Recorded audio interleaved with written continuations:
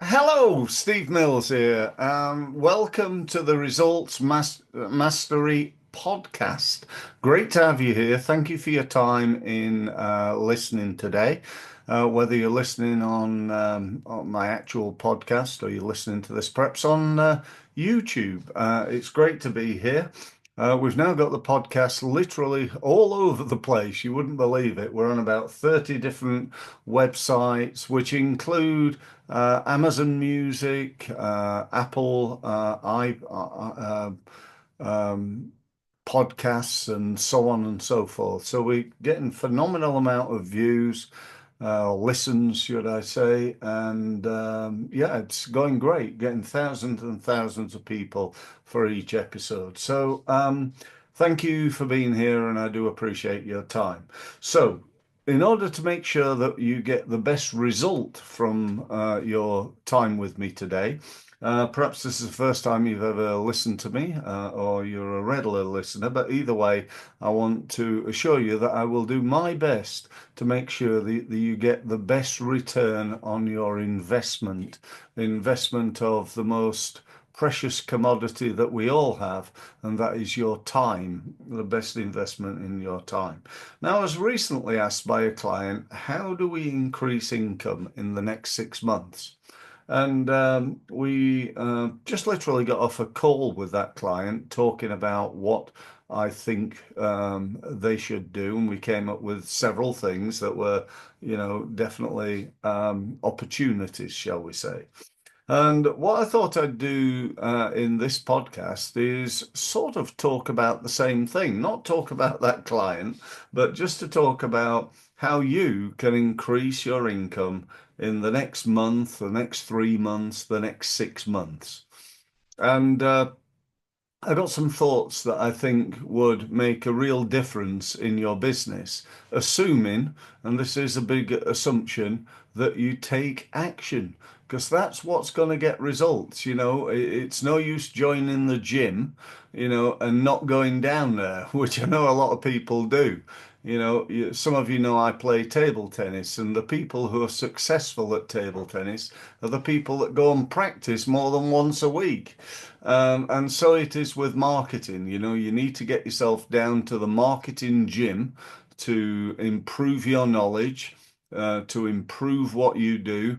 I've always loved a guy. Let me just reach over for this. There's a fantastic book. Those of you watching on video will be able to see that. It's got a great title, hasn't it? The Road Less Stupid.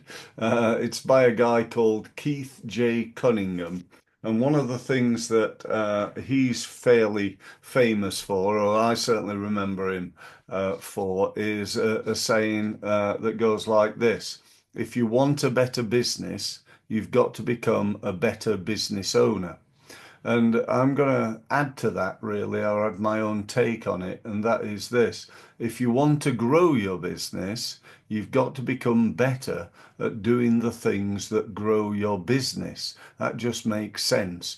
And there are only two ways of growing a business. We all know that. And specifically, I'm talking about growing a profit in a business, because that's what business is all about. It's about making profit. There are only two ways of doing that. The first way is to reduce costs, and the second is to increase sales. It's as simple as that. Now, you can reduce costs today. You can go and save some money somewhere. You can reduce something. You can turn the lights out, and that will help you reduce costs. Maybe only by a little bit, but it all adds together. So we can reduce costs. But for real, growth, significant income, you can work on increasing sales. In truth, you could probably increase sales to whatever you want. If you want to be, a global multi-billion pound business, perhaps you can do that. Perhaps you don't want to do that, and you just like to go from, 100,000 to 200,000 or 300,000, or from 300,000 to 1 million, or whatever it is you want, really. I'm not here to tell you what you should be doing. I'm here to say, if you're keen on improving your sales and marketing results because you'd like to create more money, more profit, more success in your business, then here's some ideas. So let me kick off, if I may. So the first thing I'm going to say is rather than me going, right, well, try this and try that and try something else, I'm going to say, work on improving what you're already doing. I know that might be, I've heard that before, Steve, but there's one thing hearing it and it's another thing actually doing it. So I want you to work on this. So what have you got right now? Well, you've probably got a website. So you need to go and work on your website. Most websites are pretty dormant. Nothing ever happens. People don't do anything with it. I see people all the time, and the last blog they did was in 2023. I mean, give me a break. That ain't going to get you anywhere.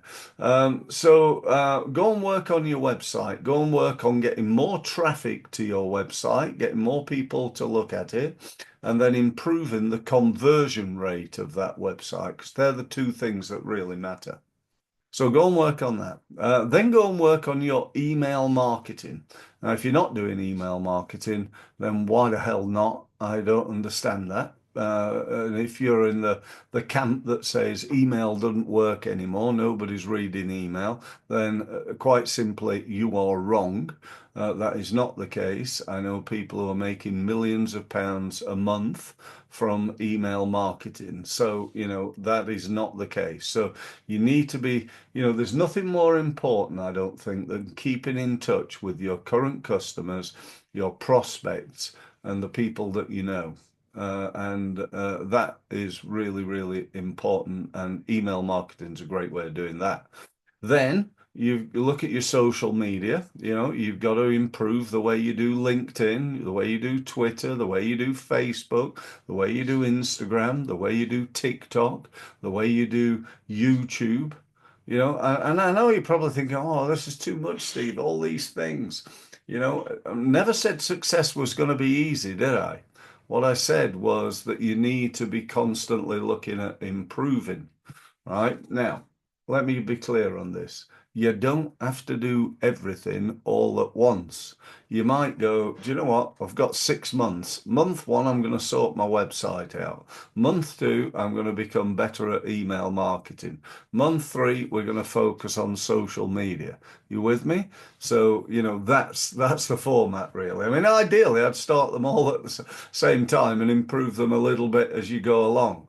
But there's definitely an argument that says, focus on one thing, get good at it, and then focus on the next thing, and then the next thing, then the next thing. So I'll leave you to contemplate how you're going to move that forward. So get better at each and every element of everything that you're doing. Okay, so if you're doing networking, get better at networking. If you're doing exhibiting, get better at exhibiting. Work on raising your standards, raise your game.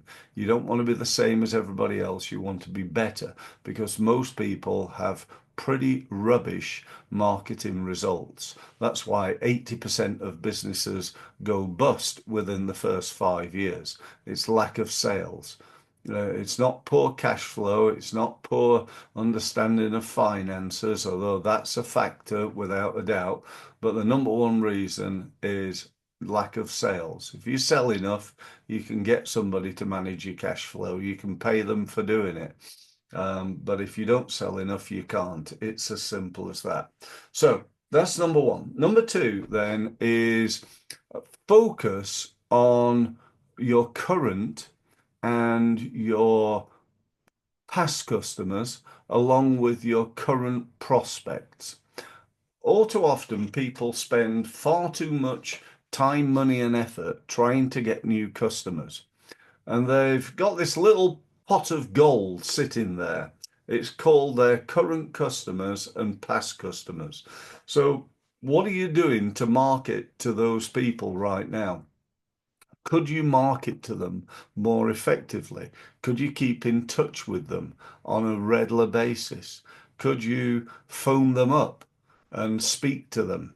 People who've just, for whatever reason, have migrated into the past and are no longer contacts of yours, that you could potentially start communicating with. So that's the next phase. I want you to think about the three ways of growing a business are getting more customers, increasing the average transaction value, and increasing the frequency of repurchase. And number one, getting more customers is the most expensive and the most difficult thing to do. So don't do that until and unless you've started marketing to the people who already know, like, and trust you. Do you want to market to strangers or people who already know, like, and trust you, have bought things from you in the past? I know what I'd rather do. So that's an important one. Next one. Let's talk for a minute about what I call marketing without money. A lot of people get fascinated with, it costs too much money, and, I don't want to waste my money. I don't want to get it wrong. And, they're good things. We don't want to waste money. We don't want to get it wrong. But the truth of the matter is, if we don't take any risk at all, then we risk everything. We can't always, we can't just sit back and do nothing because we'll have the same results, or actually even, in the world we're living in now, worse results than we've ever had before. So we've got to do something. And but I do think, there are things we could do that don't cost money. A couple of things. Let me just go through them. Firstly, I'd talk about what I call low-hanging fruit. What is your low-hanging fruit? Your low-hanging fruit are things like the leads that you've not really followed up on, the past customers that you've not spoken to for a while, the networking contacts that you could potentially win business from, the the inquiries that came in 6 months ago and nothing's ever happened to them. All those types of things. So there might not be a fortune there, but again, there's a small pot of gold that is just waiting for you to ask for it. If you manage to convert 1 in 5 of those and into some form of customer, that could make a massive difference to your business. The next one is referral. A lot of people tell me that, they still win a significant amount of their business from referral, from word of mouth. And I said, well, on one hand, that's great. On the other hand, it's showing that, your rest of your marketing is not really working. If people very proudly tell me that 80% of our business is coming from referral, and then I say, well, what about everything else? Why is that not working? They say, well, we don't really do anything else. We just rely on referral. Well, that's one way of doing it, but that's only going to get you so far. When I then ask them, do you have a referral system? Do you proactively ask for referrals? Do you incentivize people for referring business to you? Do you have multiple ways, multiple channels, multiple strategies of winning testimonials, winning referrals from current customers, winning referrals from people that you know? When I say referrals, I'm talking about word of mouth. Yeah, that's the other way of the other expression for referrals is word of mouth. And people go, well, no, not really. We just do a good job and people recommend us. Well, the truth of that matter is that two things. Firstly, if you do a good job, which hopefully you do, because if you don't, you'll get a different kind of referral, one that you wouldn't want, where people say, don't buy from that person because they're terrible service. So assuming you do a good job, let's say you've got 100 clients, maybe one or two, nobody's perfect, one or two wouldn't give you a referral. 10 do. 10 recommend you on a reasonably regular basis. What about the other 89%? What do they do? Well, they would recommend you, but do you know what? They're busy. They've not got time to start thinking about you and what recommending you to people that they know. They're too busy running their own business or doing their, having their lives, whatever it is. So they're not waking up every morning, surprise, surprise, thinking, how can I recommend you to the people that I know? So we've got to stimulate that. We've got to get them to do that. And for that, we need referral systems in place that work, that convert. And that's a real key, I think.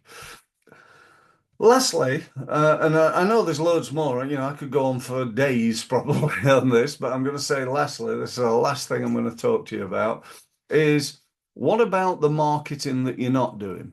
Let's say at the moment you've got a website, you've got a email marketing, you're on LinkedIn, and you go to exhibitions and you do some networking. So you've got five things that you do. That's okay. And that's creating, a good marketing mix, and that's creating an amount of business. Some of them will be working better than others, no doubt, in terms of how much they generate. But those five things are creating business for you. So that's five things. What about these five? What's happening with these five? What are they? Well, they could be email marketing, they could be a video marketing, they could be a podcast, they could be paid advertising, they could be using other social media sites that you're not using right now, like maybe Facebook or Instagram, or what about TikTok? A lot of people tell me, well, TikTok, no, that's not for business. That's just, young ladies dancing around in, in, to music, isn't it? No, no, it's not. Yes, you do get some of that, and young men, by the way, just to not be sexist. But it's true. Oh, excuse me. I'm just going to turn that off for a second.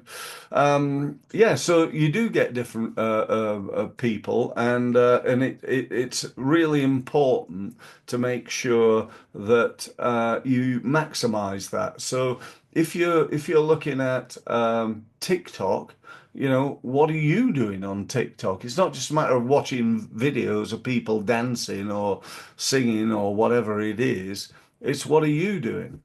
I started using TikTok about, I don't know, 3 months ago, I'd say. And all I do is every day I do one video on there. And I'm getting like 3,000 views every day. Every day. 3,000 people seeing my video. That's not bad marketing, is it? Because, one of the keys to successful marketing is overcoming the biggest problem that everybody in small businesses got, and that is obscurity. We're not known by enough people. When I say everybody, there are, some people, I don't know, perhaps you're a gardener and you work in a little village somewhere on the Isle of Wight, and everybody knows you in that village, and that's enough for you. And, there are people like that, don't get me wrong. But if you want to grow your business, then you've got to become better known. In the UK alone, there are 3 million businesses. And worldwide, I don't know how many there are, but there are probably hundreds of millions of businesses worldwide. How many of those know Steve Mills? The answer is not enough. I need to get better known, and so do you.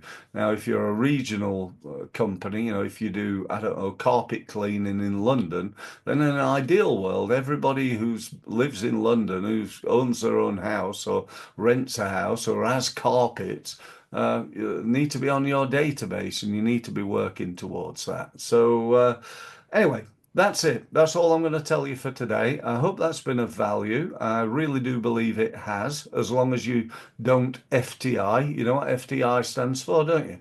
Fail to implement. I don't want you to fail to implement. I want you to implement the ideas that you've learned, and that's going to make a difference to your business. I'd love you to subscribe to my podcast as well, and I'd also like you to subscribe to my YouTube channel.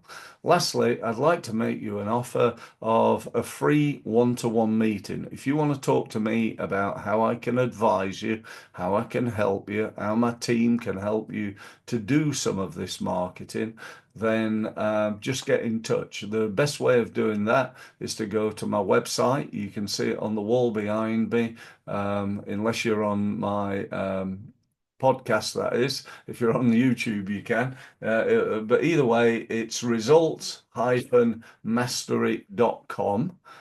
Go there, click on one of the gold buttons, book yourself a meeting with me online on Zoom, and we can talk about you, your business, and where we might be able to take it together. Thank you very much for listening, and I look forward to speaking to you on my next podcast. Thank you.